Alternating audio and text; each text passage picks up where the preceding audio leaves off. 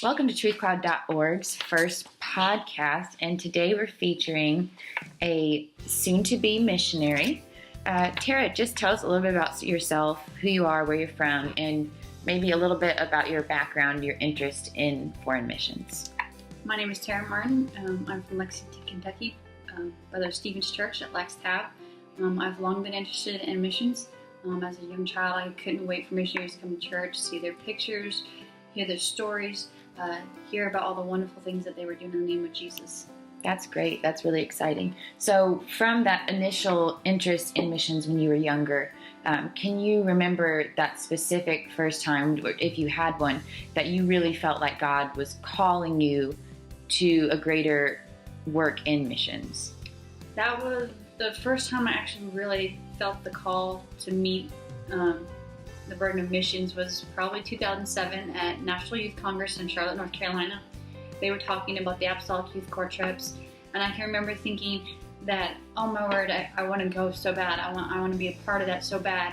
And he smacked me upside the head and said, you apply, you do that part, and let me do my part. And the finances came through, and before I knew it, I was on a trip with 30-some other young people to Beijing, China the next year. So you have a really awesome opportunity coming up this summer, and that's why we're talking to you today. Can you explain to us where you're going and what that current opportunity is and how you'll be able to serve and in what capacities? The wonderful opportunity I had this summer is for an extended AIM mission trip, something I've long desired.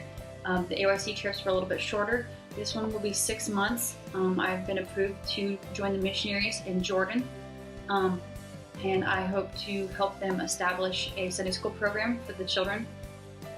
Also, as part of my duties, me and several other AIMers are going to be conducting a vacation Bible school. We're going to reach the international children there in Amman, Jordan, and also the Arab community. I also understand, too, that you have a background in the medical field. Can you tell us a little bit about that and how you think God might use that to open up doors for you to connect with people? Yes, I am a licensed practical nurse. Besides, of course, the spiritual aspects of missions, I've always desired to be able to reach people and help heal their physical wounds along with their spiritual wounds. In Jordan, and one of their neighbors is Syria, that has long been torn by civil war. There's over 600 plus Syrian refugees in Jordan alone right now.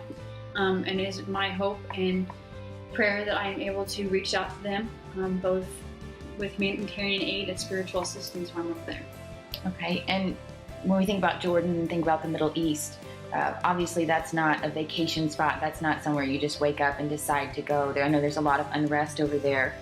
What kind of preparation have you done to prepare yourself for the mission field and to become acquainted with the environment and the religious culture and things like that you'll encounter while you're over there? Things that I've done to prepare myself was, of course, when I was initially approached, I did not take that lightly. I prayed and fasted very a lot of days, put some thought behind it, some prayer behind it. I also attended AIM or Connect training in St. Louis, Missouri. It was very helpful, very insightful, gave me expectations, anticipation of what the missionaries would expect of me once I landed in country. Okay, awesome. Now, obviously, I would love to go with you. I'm sure a lot of people wish that they could go on a mission trip but may not be able to. So some say yes by going, and some say yes by giving. So if people want to say yes to the call of missions by supporting your trip, how can they support you financially, and how can they connect with you to get that money to you? There are two ways that someone can support me financially. They can send it to my home address, which will be at the bottom. They could also send it straight to headquarters. And they need to attach a project code to that. That will also be at the bottom of the screen. And of course, will always crave your prayers along with the financial.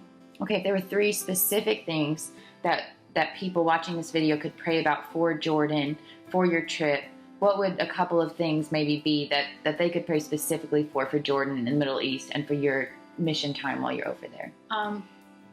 Pray for protection for me, the other AIMers, and the missionaries. Yes, it is a more stable country, but it is still a predominantly Muslim country. So we do still need to have wisdom and discretion when it comes to interacting with the populace. Pray for the Vacation Bible School, the Sunday school program, that we set it up that we can generate a new generation of young people in Jordan that have the apostolic faith and zeal.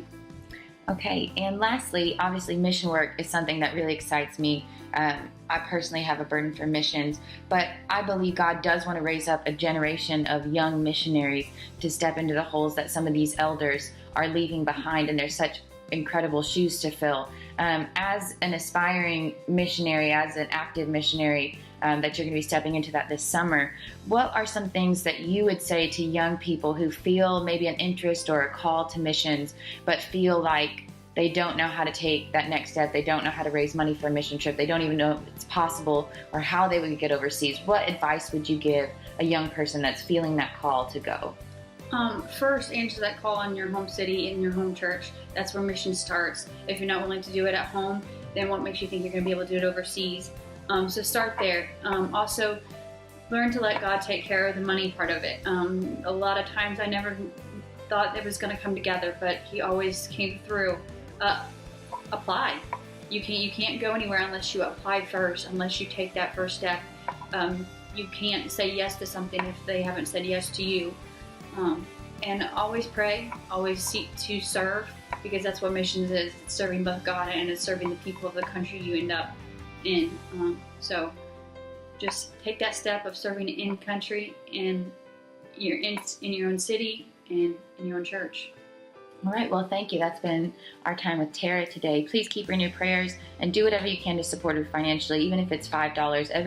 Every amount of money, no matter how big or small, is going to help her reach the country of Jordan in the Middle East with the gospel. So please support her, and we're excited about what God is going to do through this ministry and through this work of missions.